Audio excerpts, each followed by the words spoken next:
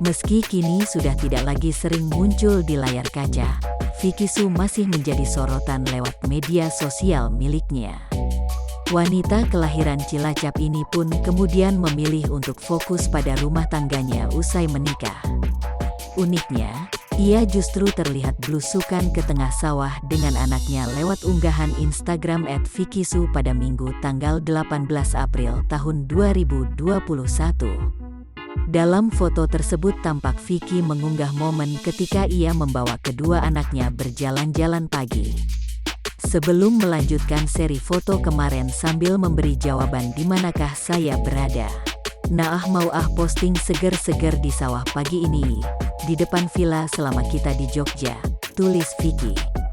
Terlihat anak keduanya berada di gendongannya, dan anak sulungnya digandeng Vicky.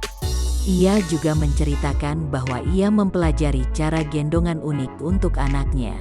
Menggendong ala Osin kalau ingat film zaman dulu ini gara-gara kemarin lihat ibu-ibu di salah satu desa pada nggendong gini, papar Vicky.